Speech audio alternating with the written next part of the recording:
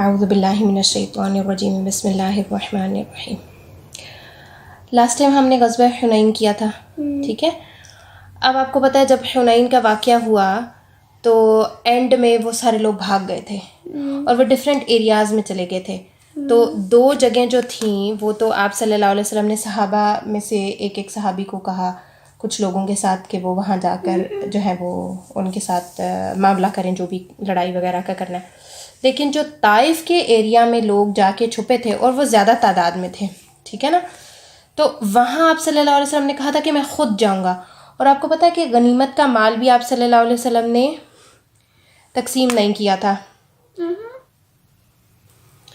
اور غنیمت کا مال آپ صلی اللہ علیہ وسلم نے کیوں تقسیم نہیں کیا تھا؟ اس لیے کیونکہ آپ صلی اللہ علیہ وسلم کو گمان تھا, آپ کو امید تھی کہ ہو سکتا ہے یہ لوگ مڑ آئیں واپس اور اسلام قبول کر لیں, تو ان کے جو مال ہیں وہ ہم ان کو واپس دے دیں گے. پھر ہم جو غنیمت ہے وہ ہم آپس میں تقسیم نہیں کریں گے بلکہ ان لوگوں کو واپس دے دیں گے. تو کیا ہوا کہ آپ صلی اللہ علیہ وسلم نے بغیر تقسیم کیے حنین کے مال کو طائف کا رخ کیا, اور صحابہ کرام بھی آپ صلی اللہ علیہ وسلم کے ساتھ کافی سارے تھے. تو یہاں پر جو طائف ہے نا, یہاں پر مالک جو آپ کو پتہ ہے نا جو ان کا لیڈر تھا اس وقت غزوہ حنین میں, وہ اپنے ساتھ کافی سارے لوگ لے کر وہاں طائف کے ایریا میں چلا گیا. وہاں جا کے اس نے قلعہ کے اندر اپنے آپ کو بند کر دیا. قلعہ آپ کو پتہ کیا ہوتا ہے؟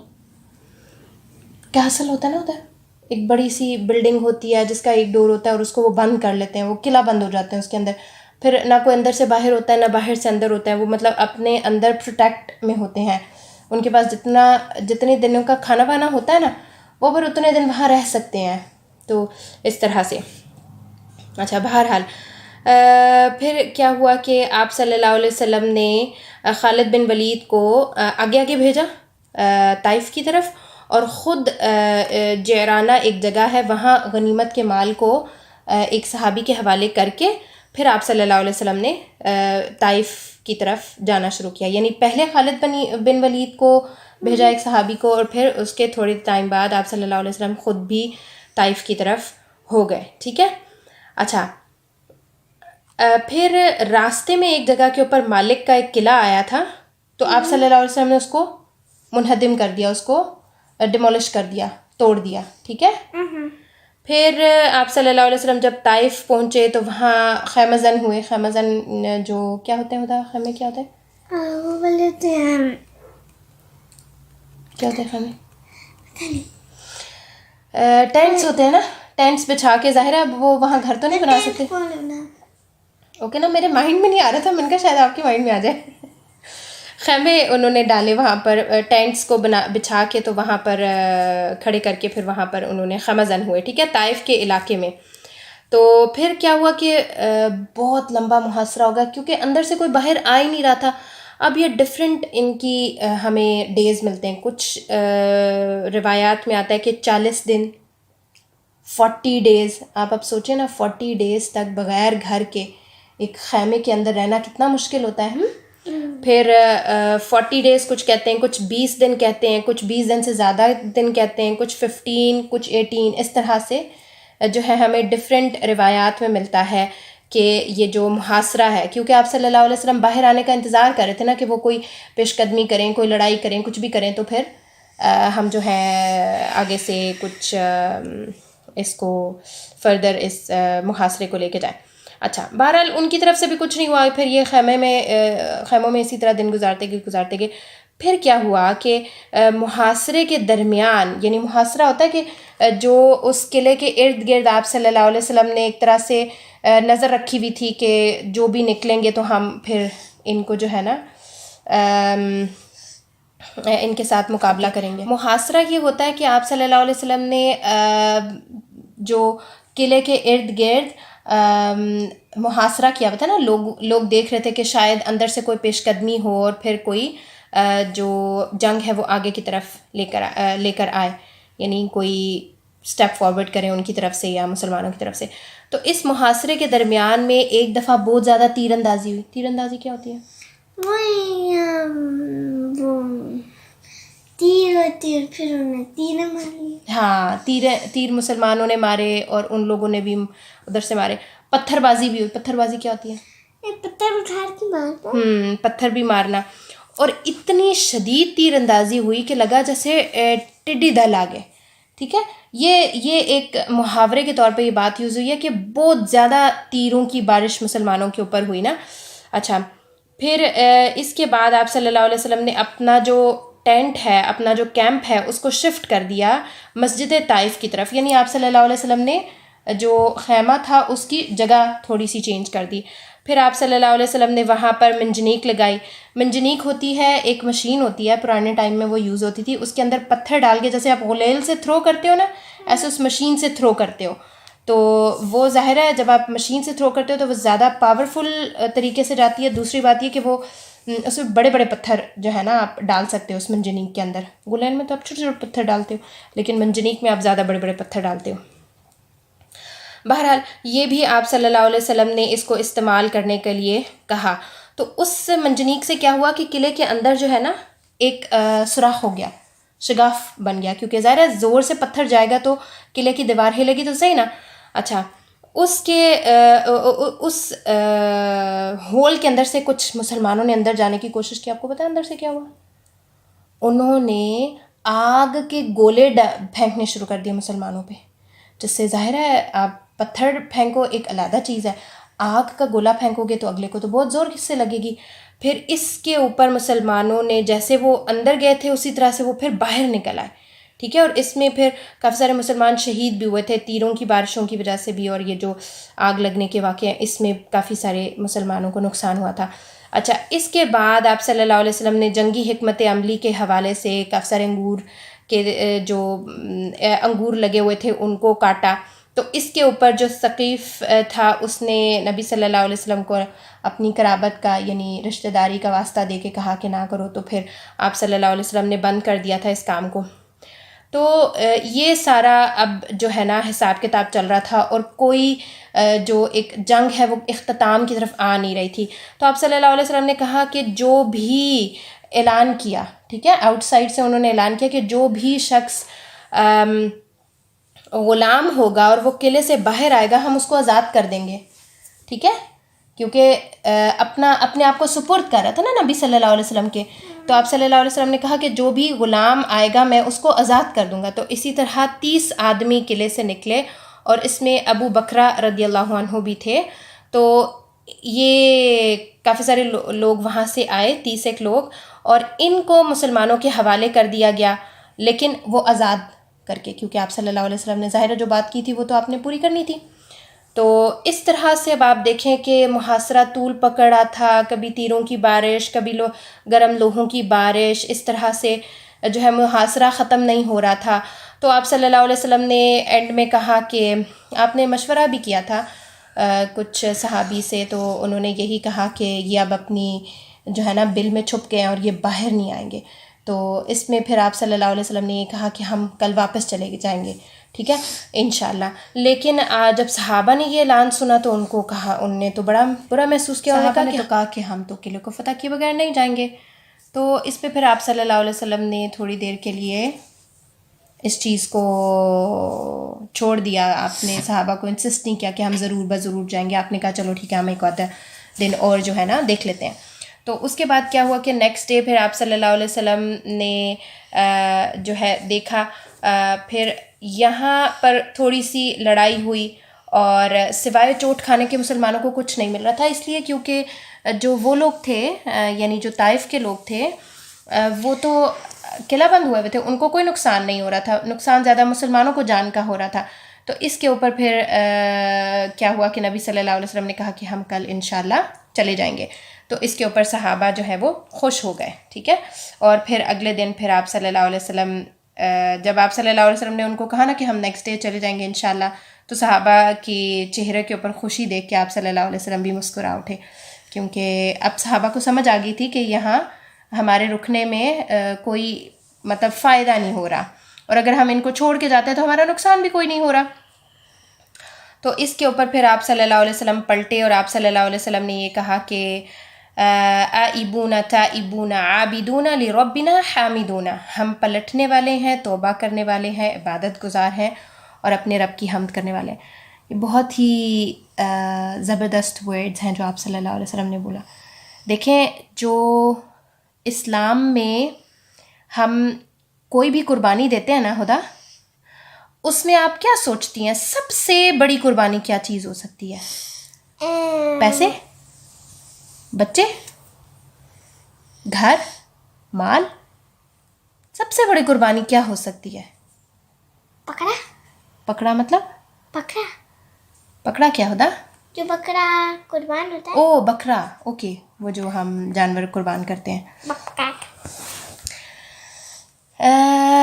ہوتا بیٹا، جو سب سے بڑی قربانی ہے نا، وہ انسان کی جان کی قربانی ہے، کہ اپنی انسان جان کی پرواہ کیے بغیر وہ کوئی بھی کام کرے۔ تو جہاد میں انسان اپنی جان کی پرواہ کیے بغیر ہی لڑتا ہے نا، کیونکہ اس کو نہیں پتا مجھے کہاں سے تیر لگ جائے، مجھے کہاں سے کیا ہو جائے، تلوار لگ جائے اور میں جو ہے شہادت پا جاؤں، ایسا ہی ہے نا۔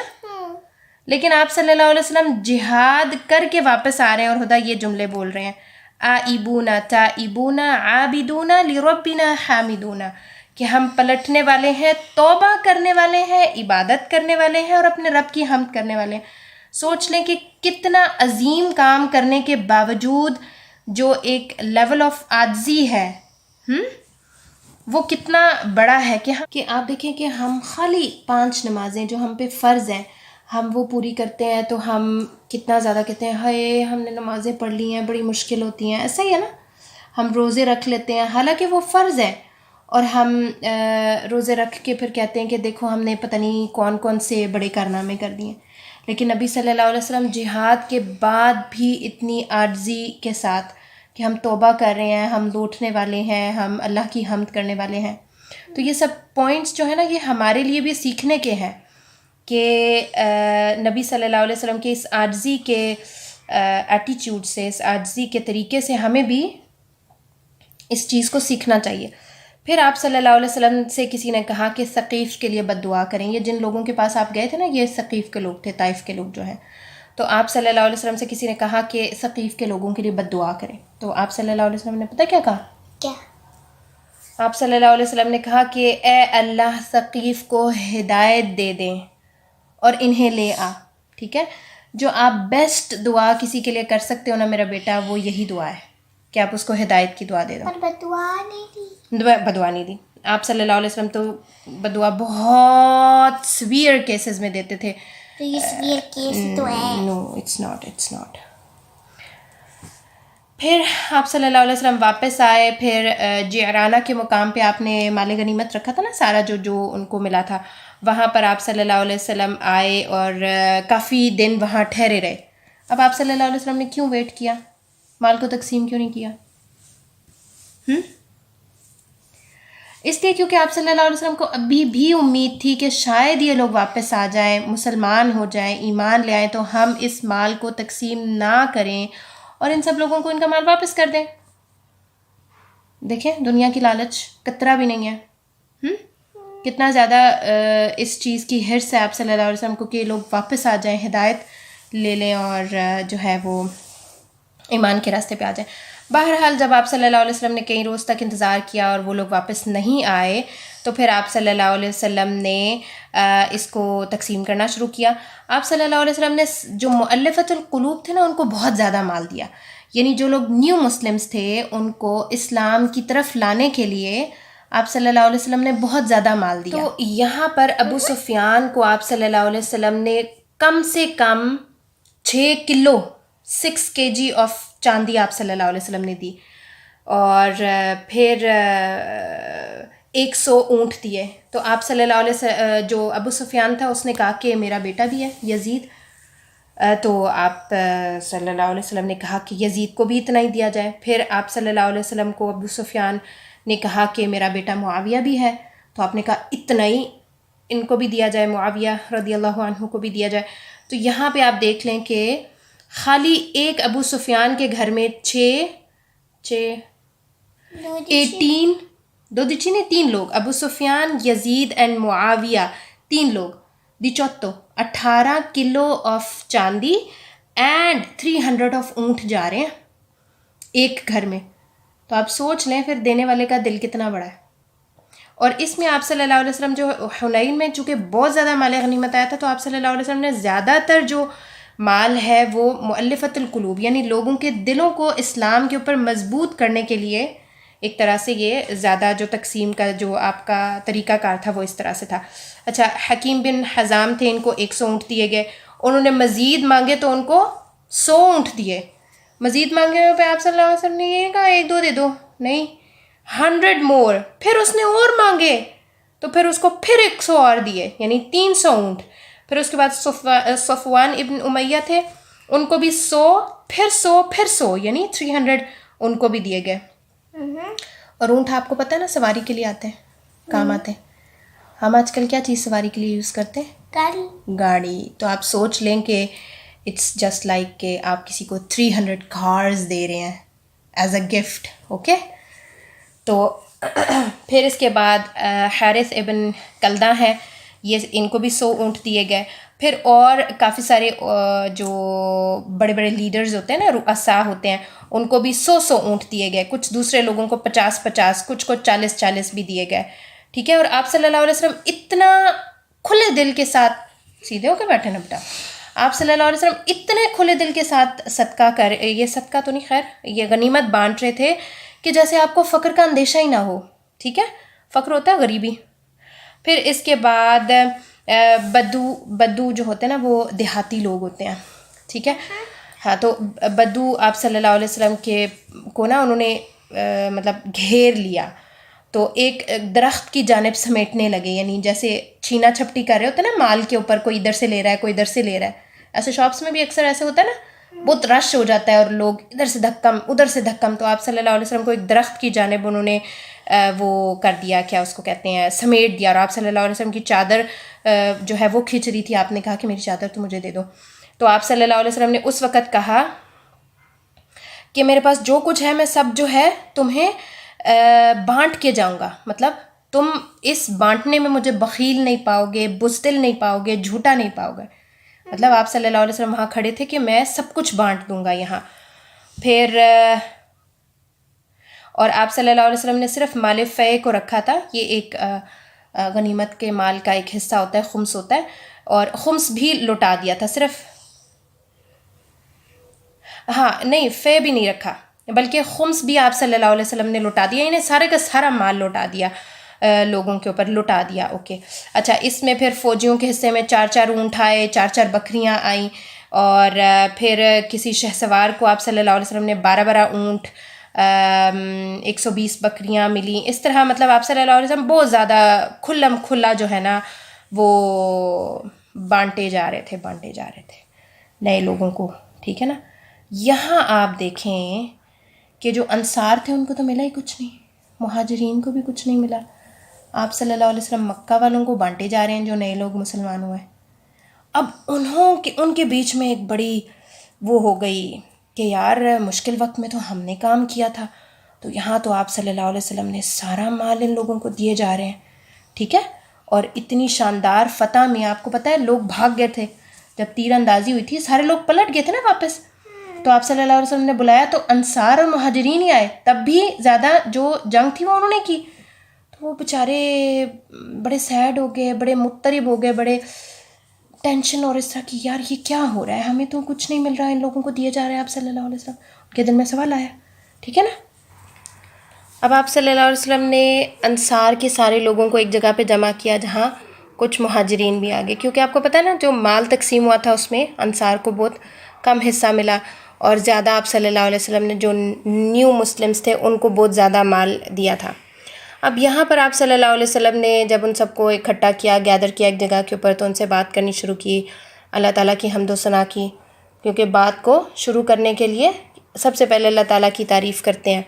پھر آپ صلی اللہ علیہ وسلم نے کہا کہ انصار کے لوگوں, تمہاری یہ کیا چمگوئی ہے جو میرے علم میں آئی ہے, یعنی یہ کیا باتیں آپ لوگ آپس میں کر رہے ہیں, اور یہ کیا ناراضگی ہے جو جی میں تم مجھ سے محسوس کر رہے ہو کہ ہم لوگوں کو زیادہ جو غنیمت کا مال ہے اس میں سے حصہ نہیں ملا. کیا ایسا نہیں ہے کہ میں تمہارے پاس اس حالت میں آیا تھا کہ تم گمراہ تھے اور اللہ تعالیٰ نے تمہیں ہدایت دی، محتاج تھے تو اللہ تعالیٰ نے تمہیں غنی کر دیا، اور تم آپس میں دشمن تھے تو اللہ تعالیٰ نے تمہارے دلوں کو جوڑ دیا۔ لوگوں نے کہا کیوں نہیں، اللہ اور اس کے رسول کا ہم پر بہت بڑا فضل ہے۔ ٹھیک ہے، اور حقیقت میں ایسا ہی تھا کہ نبی صلی اللہ علیہ وسلم کے وسیلے سے ان کو ہدایت ملی۔ آپ صلی اللہ علیہ وسلم نے ان کو جو اللہ کی تعلیمات تھی سکھائیں تو ان کو ہدایت ملی، پھر ان کو فنینشلی بھی وہ اسٹرانگ ہوئے آہستہ آہستہ، اور آپس میں بہت لڑتے تھے انصار کے لوگ، جو دو ان کے قبیلے تھے نا بہت لڑتے تھے، تو یہ اسلام کی وجہ سے ان کے بیچ میں جو ہے وہ صلح صفائی ہوئی۔ تو اس کے بعد آپ صلی اللہ علیہ وسلم نے فرمایا کہ انصار کے لوگوں مجھے جواب کیوں نہیں دیتے؟ انصار نے عرض کیا یا رسول اللہ بھلا ہم آپ کو کیا جواب دیں؟ تو اللہ تعالیٰ اور اس کے رسول کا ہم پر واقعی بہت بڑا فضل اور کرم ہے۔ تو آپ صلی اللہ علیہ وسلم نے فرمایا کہ دیکھو خدا کی قسم اگر تم چاہتے ہو تو کہو، اور تم کہو گے تو تم سچ ہی کہو گے کہ آپ صلی اللہ علیہ وسلم ہمارے پاس اس حال میں آئے کہ آپ صلی اللہ علیہ وسلم کو جھٹلایا گیا۔ مکہ والوں نے پتہ نا جھٹلا دیا تھا اور ملک میں رہنے نہیں دے رہے تھے مکہ کے، اور ہم نے پھر آپ صلی اللہ علیہ وسلم کی تصدیق کی۔ آپ صلی اللہ علیہ وسلم بے یار و مددگار تھے، یعنی آپ کے پتہ ہے حضرت ابو طالب کے بعد آپ صلی اللہ علیہ وسلم کے کو کوئی سردار پروٹیکشن نہیں دے رہا تھا، اور آپ کے لیے حالات بہت تنگ ہو گئے تھے مکہ میں، تو ہم نے آپ کی مدد کی، انصار نے آپ کی مدد کی، اور آپ صلی اللہ علیہ وسلم کو ساروں نے جو ہے وہ ٹھکانہ نہیں دیا، کیونکہ آپ کو پتہ ہے نا وہ طائف بھی گئے تھے ایک دفعہ، تو طائف والوں نے کتنے زیادہ پتھر مارے تھے اور بہت لہو لہان کر دیا تھا۔ تو اس طرح سے آپ کو کوئی بھی ٹھکانہ نہیں مل رہا تھا، کوئی آپ کے سردار کوئی آپ کو پناہ نہیں دے رہا تھا، اور آپ صلی اللہ علیہ وسلم کا رہنا بہت مشکل ہو گیا تھا، تو ہم نے آپ کی غمخواری اور غم گساری کی۔ تو اے انصار کے لوگوں تم اپنے جی میں اس عارضی دولت کے لیے ناراض ہو گئے ہو، عارضی دولت ہے نا دنیا کی، آپ کو جتنا کچھ مرضی بینک بیلنس مل جائے، گھر مل جائے، زمینیں مل جائیں، بڑے بڑے ہوٹلز کے آپ مالک ہو جائیں، سب کچھ، پر ایک سانس آپ کا ختم تو ساری دنیا آپ کے لیے پرائی ہو جاتی ہے۔ آپ قبر میں تو ساتھ کچھ بھی نہیں نہ لے کے جا سکتے، تو اس کے لیے تم لوگ ناراض ہو رہے ہو جس کے ذریعے میں نے لوگوں کا دل جوڑا ہے تاکہ وہ مسلمان ہو جائیں، کیونکہ نیو مسلمز کو سب سے زیادہ آپ صلی اللہ علیہ وسلم نے زیادہ دیا نا تاکہ وہ مسلمان رہیں جو لوگ ہوئے ہیں، اور تم کو تمہارے اسلام کے حوالے کر دیا تھا۔ اے انصار کیا تم اس سے راضی نہیں ہو کہ لوگ اونٹ اور بکریاں لے جائیں اور تم رسول صلی اللہ علیہ وسلم کو اپنے ساتھ لے جاؤ، اپنے ڈیروں کے اوپر لے جاؤ؟ تو اس ذات کی قسم جس کے ہاتھ میں محمد کی جان ہے صلی اللہ علیہ وسلم، اگر ہجرت نہ ہوتی تو آج میں بھی انصار کا ایک فرد ہوتا، کہ اگر اللہ تعالیٰ نے مکہ سے مدینہ ہجرت نہ لکھی ہوتی تو میں انصار کے لوگوں میں ہی پیدا ہوتا، ٹھیک ہے نا۔ اور پھر آپ صلی اللہ علیہ وسلم نے فرمایا کہ اگر سارے لوگ ایک راستے پہ چلیں اور انصار دوسری راہ پہ چلیں تو میں انصار کے ساتھ ہوں گا، یعنی جو بھی انصار کا پوائنٹ آف ویو ہوگا میں انصار کے ساتھ ہوں گا، میں دوسرے لوگوں کے ساتھ نہیں ہوں گا، ٹھیک ہے۔ اور اے اللہ رحم فرما انصار پر، ان کے بیٹوں پر، ان کے بیٹوں کے بیٹوں پر، یعنی آپ صلی اللہ علیہ وسلم نے ان کو دعا دی، اور آپ کو پتہ ہے کہ آپ صلی اللہ علیہ وسلم کی دعا پانا بہت بڑی خوش قسمتی ہے، اور آپ صلی اللہ علیہ وسلم جو دعا دیتے تھے نا لوگوں کو وہ پوری ہوتی تھی، کسی کو علم کی دیتے تھے، کسی کو حفظ میں جس طرح اضافے کی دیتے تھے، مطلب حفظ اسٹرانگ ہو جائے نا، آپ کو میموری میں چیزیں رہنے شروع ہو جائیں، تو اس طرح سے ابو ہریرہ کو آپ صلی اللہ علیہ وسلم نے دی، تو اسی طرح جو ابن عباس ہیں ان کو بھی دعا دی تھی، کیا اس کو کہتے ہیں، قرآن کے علم کی، تو یہ پھر مستجاب ہوتی ہیں، اللہ تعالیٰ ان کو قبول کرتے ہیں۔ پھر رسول صلی اللہ علیہ وسلم کا یہ خطاب جب لوگوں نے سنا تو وہ رونا شروع ہو گئے، ایموشنل ہو گئے نا بہت زیادہ، پھر وہ کافی روئے کہ آپ صلی اللہ علیہ وسلم جو ہیں وہ نبی صلی اللہ علیہ وسلم انصار کے ساتھ رہیں گے، اس چیز کے اوپر وہ ہیپی تھے، اور وہ اس خوشی کی چیز کے ساتھ جو ہے وہ ان کے آنسو آ رہے تھے۔ پھر اب سارے اس کی تو تقسیم ہو گئی، جو غزوہ حنین کا جو سارا مال متاع آپ صلی اللہ علیہ وسلم کے پاس تھا، وہ اب ڈیلے کر رہے تھے کہ ہو سکتا ہے یہ جو لوگ ہیں یہ مسلمان ہوں تو یہ واپس آئیں تو میں ان کو سارا مال ان کا واپس کر دوں گا، میں اس کی غنیمت میں تقسیم نہیں کروں گا. لیکن وہ لوگ نہیں آئے, انہوں نے ڈیلے کیا. پھر غزوہ طائف کے بعد آپ صلی اللہ علیہ وسلم نے سارا مال جب اس کو ختم کر دیا تقسیم کر کے, اب وفد حوازن آ گئے, مسلمان ہو کے آ گئے. اب آپ دیکھیں کتنا ٹف ٹائم ہے کہ انہوں نے آ کے آپ صلی اللہ علیہ وسلم کو اپنے اسلام کی خبر دی اور ان سے کہا کہ آپ ہمارا جو قیدی, یعنی جو بھی ہماری بیویاں, عورتیں, بچے آپ کے پاس ہیں اور جو بھی مال متاع ہے ہمارا, وہ ہمیں واپس کر دیں. اب آپ صلی اللہ علیہ وسلم کے لیے تو یہ بہت ہی ٹف ٹائم ہو گیا, کیونکہ آپ تو تقسیم کر چکے ہیں. تو اب آپ لوگوں سے کس طرح واپس لیں, اور کس طرح اب آپ ان کو بھی نہ نہیں کرنا چاہ رہے, جن کے بیوی بچے جن کا مال ہے ان کو بھی آپ نو نہیں کہہ سکتے, جن کو آپ تقسیم کر چکے ہیں ان سے بھی واپس لینا ایک بہت ڈیفیکلٹ ٹائم آپ صلی اللہ علیہ وسلم کے اوپر آ گیا. لیکن آپ صلی اللہ علیہ وسلم نے ان لوگوں سے پوچھا کہ اگر آپ کو مال متاع اور اپنے بیوی بچوں میں کسی ایک چیز کو چوز کرنا پڑے تو آپ کس چیز کو چوز کریں گے؟ تو ان لوگوں نے کہا کہ ہمارے نزدیک خاندانی شرف کے برابر اور کوئی چیز نہیں ہے. یعنی اگر ہمیں دونوں میں سے ایک چیز چوز کرنی پڑے گی تو ہم بیوی بچے چوز کریں گے اور جو مال ہے اس کو ہم چھوڑ دیں گے. تو اس کے اوپر آپ صلی اللہ علیہ وسلم نے کہا کہ تم لوگ ایسا کرو کہ نماز کے بعد آنا, کیونکہ نماز میں تو ہر بندہ وہاں موجود ہوگا نا جس نے مال غنیمت لیا ہے اور جس طرح بھی ہے نا, تو وہ آپ نماز میں حاضر ہونا اور نماز کے بعد آپ لوگوں کو کہنا کہ ہم آپ صلی اللہ علیہ وسلم کو سفارشی بنا کے تو ہم یہ ساری چیزیں واپس لینا چاہتے ہیں. پھر دیکھتے ہیں کہ لوگوں کا ریاکشن دیکھتے ہیں کیا ہوگا اس طرح نا.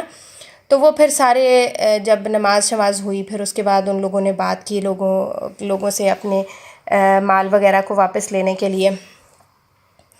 اچھا, تو یہاں پر آپ صلی اللہ علیہ وسلم نے کہا کہ جو کچھ میرا ہے, یعنی نبی صلی اللہ علیہ وسلم کے حصے میں جو کچھ تھا وہ تم لوگ لے لو. اب یہ دیکھیں, آپ جب وہ فوراً سے انہوں نے پوچھا تو آپ نے اس ٹائم ان کو یہ بات نہیں کی کہ جو میرا ہے وہ تم لے لو. پتہ ہے کیوں؟ اس لیے کیونکہ آپ مجمع میں یہ بات کہنا چاہتے تھے کہ جب سارے لوگ سنیں گے نا کہ آپ صلی اللہ علیہ وسلم اپنی جو بھی چیز ان کے پاس موجود ہے اس مال غنیمت میں, آپ اس سے کوئٹ کر رہے ہیں, تو بہت سارے لوگ پیچھے دیکھا دیکھی کوئٹ کریں گے. کیونکہ نبی صلی اللہ علیہ وسلم پتہ ہے ان کے لیے بہت بہت ہائی لیول کی چیز تھے. خدا آپ سوچیں نا, آپ ہمارے گھر میں ہنو کو چوٹ لگتی ہے, آپ کو چوٹ لگتی ہے, تو ہم کتنے پریشان ہو جاتے ہیں. ماما کو چوٹ لگتی ہے, آپ لوگ کتنے پریشان ہو جاتے ہیں. یہ محبت کچھ بھی نہیں ہے جو صحابہ نبی صلی اللہ علیہ وسلم سے کرتے تھے. That was brotherly. نہیں بیٹا, یہ بردر اور سسٹر والی بات ہی نہیں ہے. ان کے اپنے گھر میں ان کے اولادیں فوت ہو جائیں, ان کے ہسبینڈس فوت ہو جائیں, ان کے جوان بیٹے فوت ہو جائیں, ماں کو فکر ہوتی تھی کہ نبی صلی اللہ علیہ وسلم کیسے ہیں. Are you serious? Yes, that was the محبت جو صحابہ کو نبی صلی اللہ علیہ وسلم سے تھی. وہ وی کانٹ امیجن کہ وہ کتنی, کیا اس کو کہتے ہیں نا, انٹینسٹی اس لو کی. نبی صلی اللہ علیہ وسلم کہاں ہوں گے ابھی؟ نہیں خدا, ایسے نہیں. جہاد میں جس طرح جاتے تھے نا, تو جہاد میں بہت سارے لوگوں کے بچے شہید ہو جاتے تھے, تو وہ اپنے لیے آنر سمجھتے تھے کہ ہماری اولاد شہید ہو گئی ہے. کیونکہ آپ کو پتہ ہے شہید جو بندہ ہوتا ہے اس کا خون کا قطرہ گرنے سے پہلے اس کو اللہ تعالیٰ جنت دے دیتے ہیں. وہ بہت ہی ایک اعلیٰ مقام ہے جو ڈیتھ کا ہے نا, ایک اعلیٰ مقام ہے.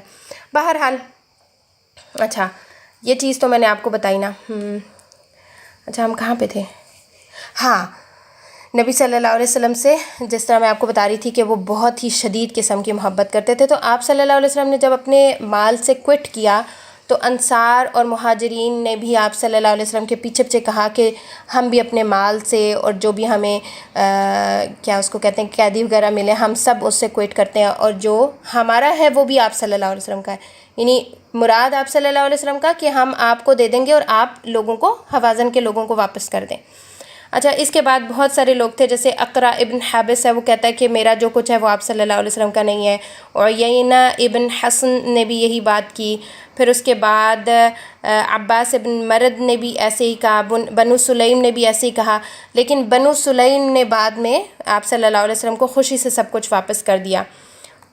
تو اس کے بعد آپ صلی اللہ علیہ وسلم نے کہا کہ دیکھو, تم میں سے قیدی جس کے پاس ہے وہ تو چاہے خوشی سے دے چاہے وہ تھوڑا سا دل ماڑا کر کے دے, قیدی تو آپ کو واپس ہر حال میں کرنے پڑیں گے.